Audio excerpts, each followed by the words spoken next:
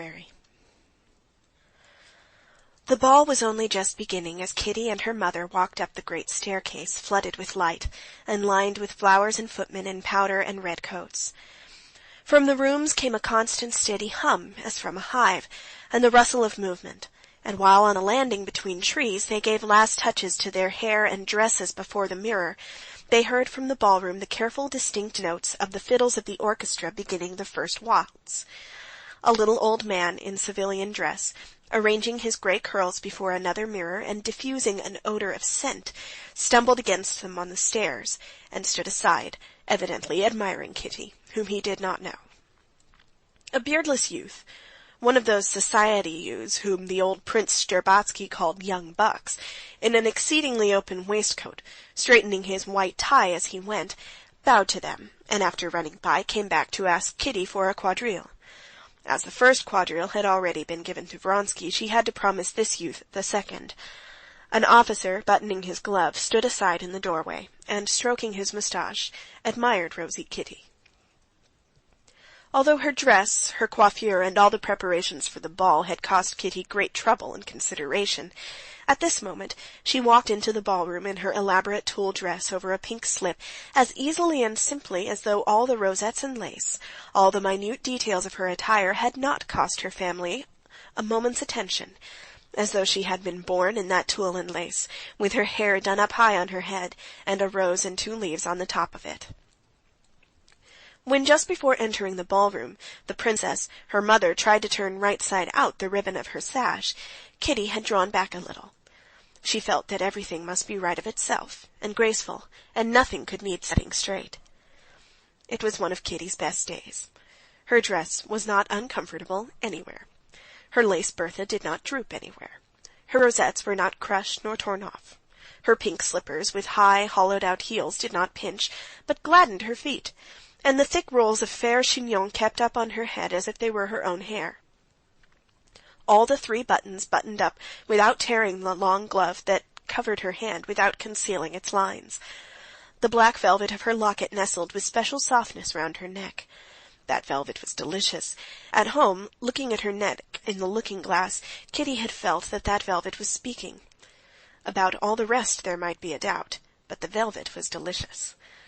Kitty smiled here, too, at the ball, when she glanced at it in the glass. Her bare shoulders and arms gave Kitty a sense of chill marble, a feeling she particularly liked. Her eyes sparkled, and her rosy lips could not keep from smiling from the consciousness of her own attractiveness.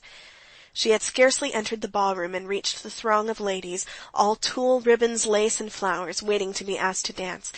Kitty was never one of that throng, when she was asked for a waltz, and asked by the best partner, the first star in the hierarchy of the ballroom, a renowned director of dances, a married man, handsome and well-built, Yegorushka Korsunsky. He had only just left the Countess Bonina, with whom he had danced the first half of the waltz, and scanning his kingdom, that is to say, a few couples who had started dancing, he caught sight of Kitty, entering, and flew up to her with that peculiar easy amble which is confined to directors of balls. Without even asking her if she cared to dance, he put out his arm to encircle her slender waist. She looked round for someone to give her fan to, and their hostess, smiling to her, took it. "How nice you've come in such good time," he said to her, embracing her waist. "Such a bad habit to be late." Bending her left hand, she laid it on his shoulder, and her little feet in their pink slippers began swiftly, lightly, and rhythmically moving over the slippery floor in time to the music. "It's a rest to waltz with you," he said to her as they fell into the first slow steps of the waltz. "It's exquisite. Such lightness, precision." He said to her the same thing he said to almost all his partners whom he knew well. She smiled at his praise, and continued to look about the room over his shoulder. She was not like a girl at her first ball, for whom all faces in the ballroom melt into one vision of fairyland, and she was not a girl who had gone the stale round of balls till every face in the ballroom was familiar and tiresome. But she was in the middle stage between those two. She was excited, and at the same time she had sufficient self-possession to be able to observe. In the left corner of the ballroom she saw the cream of society gathered together. There, incredibly naked, was the beauty Lidi, Korsunsky's wife. There was the lady of the house. There shone the bald head of Kriven, always to be found where the best people were. In that direction gazed the young men, not venturing to approach. There, too, she descried Stiva, and there she saw the exquisite figure and head of Anna in a black velvet gown. And he was there. Kitty had not seen him since the evening she had refused Levin. With her long-sighted eyes she knew him at once, and was even aware that he was looking at her. "Another turn, eh? You're not tired?" said Korsunsky, a little out of breath. "No, thank you." "Where shall I take you?" "Madame Karenina's here, I think. Take me to her." "Wherever you command." And Korsunsky began waltzing with measured steps straight toward the group in the left corner, continually saying, "Pardon, mesdames, pardon, pardon, mesdames," and steering his course through the sea of lace, tulle, and ribbon, and not disarranging a feather, he turned his partner sharply round, so that her slim ankles, in light, transparent stockings, were exposed to view, and her train floated out in fan shape and covered Kriven's knees. Korsunsky bowed, set straight his open shirt front, and gave her his arm to conduct her to Anna Arkadyevna. Kitty, flushed, took her train from Kriven's knees, and a little giddy looked round, seeking Anna. Anna was not in lilac, as Kitty had so urgently wished, but in a black, low-cut velvet gown, showing her full throat and shoulders, that looked as though carved in old ivory, and her rounded arms with tiny slender wrists. The whole gown was trimmed with Venetian guipure.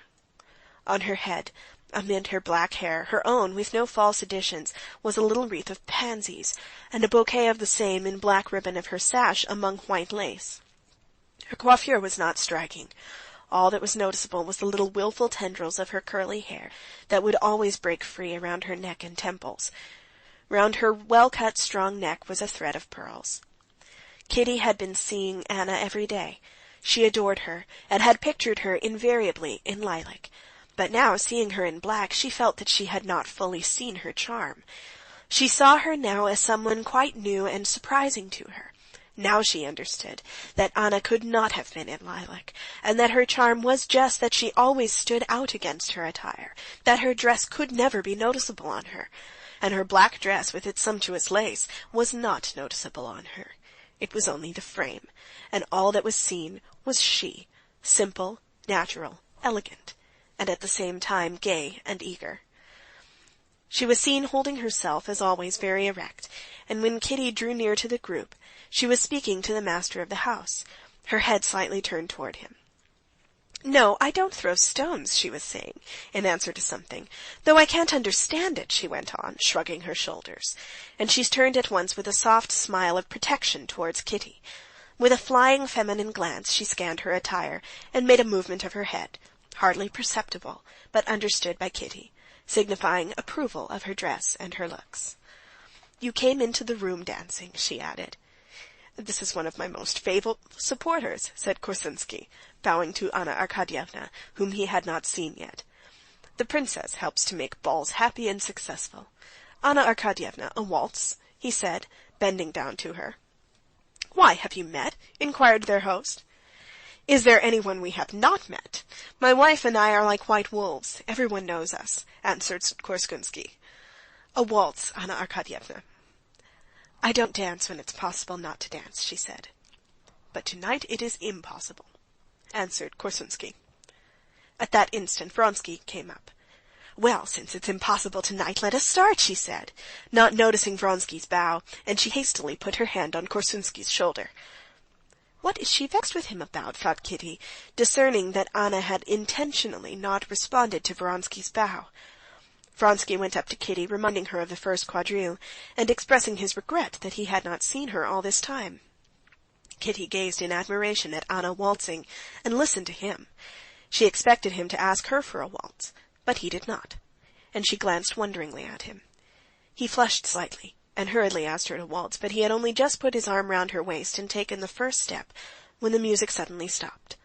Kitty looked into his face, which was so close to her own, and long afterwards, for several years after, that look full of love to which he made no response cut her to the heart with an agony of shame. Pardon, pardon! Waltz, waltz!" shouted Korsunsky from the other side of the room, and seizing the first young lady he came across, he began dancing himself. End of chapter 22. This recording is in the public domain.